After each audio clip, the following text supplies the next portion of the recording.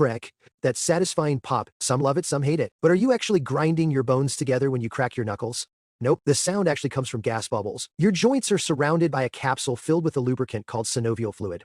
Think of it like a suction cup. When you pull or bend your finger, you stretch that capsule and lower the pressure inside the fluid. This sudden drop in pressure causes gases dissolved in the fluid, like nitrogen, to rapidly form a bubble and burst. That pop is the bubble forming, and the biggest myth? No, it does not cause arthritis. You're just popping gas bubbles. Crack away!